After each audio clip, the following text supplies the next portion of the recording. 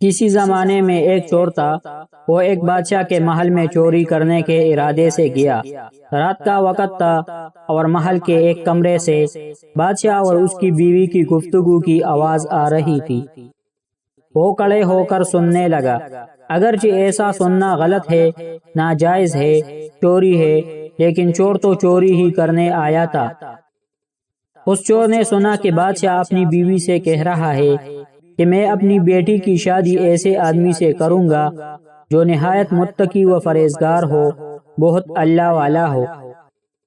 جب چور یہ بات سن رہا تھا تو اس کے دل میں خیال آیا کہ کیوں نہ میں کچھ ایسا بن کر دکھاؤں کہ بادشاہ میرے ہی ساتھ شہزادی کی شادی کر دے۔ دل میں ایک حرص پیدا ہو گئی۔ اب وہ چوری کرنا تو بھول گیا، لیکن دھوکہ دینے پر اتر آیا اور گھر جا کر بہت دیر تک سوچنے لگا کہ کس طرح میں اس بات میں کامیاب ہو سکتا ہوں۔ پھر ایک تدبیر اس کی سمجھ میں آئی کہ بادشاہ کے محل کے قریب ایک مسجد ہے، اس میں جا کر بزرگانہ لباس پہن کر اور ان کی وضاقت اختیار کر کے وہاں دن رات عبادت میں مشغول ہو کر بیٹھ جاؤں تو شاید یہ بات بادشاہ تک ضرور پہنچے گی کہ کوئی آدمی یہاں ایسا متقی پرہیزگار ہے جو دن رات اللہ کی عبادت میں مصروف ہے، تو ہو سکتا ہے کہ بادشاہ کی نگاہ میرے اوپر پڑ جائے اور میں شہزادی سے شادی کے لیے چن لیا جاؤں۔ یہ اس چور کا ایک نہایت حقیر اور ذلیل دنیاوی مقصد تھا جس کے لیے اس نے یہ ارادہ کیا۔ پھر اس نے اپنے پروگرام کے مطابق بزرگانہ لباس و پوشاک وضاقت اختیار کر کے اس مسجد میں جا کر نمازوں پر نمازیں، ذکر و تلاوت، مراقبہ سب شروع کر لیا۔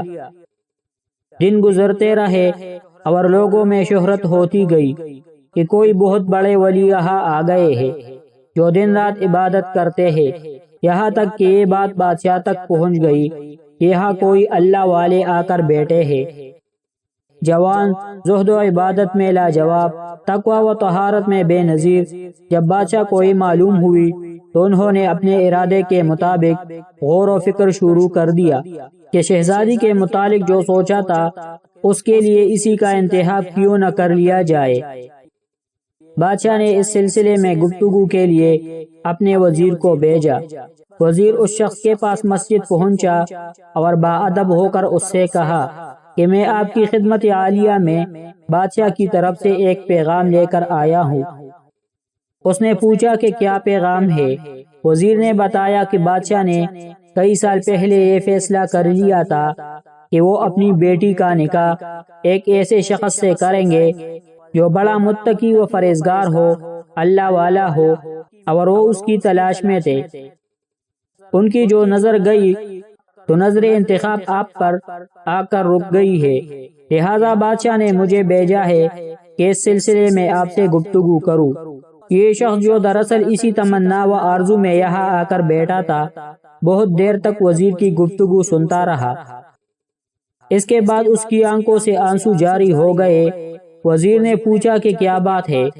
تو کہنے لگا کہ آج جو پیغام لے کر آپ آئے ہیں یہ پیغام مجھے منظور نہیں ہے۔ وزیر نے کہا کہ کیوں منظور نہیں؟ اس شخص نے کہا کہ دیکھیے، میں صاف صاف بات آپ کو بتاتا ہوں کہ میں اصل میں ایک چور تھا اور ایک مرتبہ بادشاہ کے محل میں چوری کے ارادے سے گیا تھا۔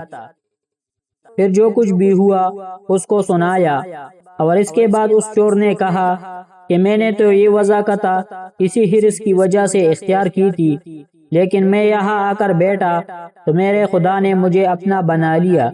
اب بس اس کے بعد مجھے اور کسی کی ضرورت نہیں، میرے لیے میرا خدا کافی ہے۔ بے شک جب عبادت عبادت ہو جائے، نماز نماز ہو جائے، ذکر ذکر ہو جائے اور ہماری دیگر عبادتیں واقعی عبادتیں ہو جائے تو بے شک یہ نمازیں اور عبادتیں انسان کو برائیوں سے روکتی ہے۔ جب بیوی کافی دنوں تک ازدواجی حق کے لیے شوہر کو قریب نہ آنے دے تو سمجھ جائے کہ وہ پریشان ہے، یا تنگ آ چکی ہے، یا پھر اس کی دلچسپی ختم ہو چکی ہے۔ اچھی لڑکیاں ہمیشہ اپنی حد میں رہتی ہے، کبھی اس کو پار نہیں کرتی، اور اگر وہ حد پار ہو جائے تو وہ لڑکیاں تو رہتی ہے مگر اچھی نہیں رہتی۔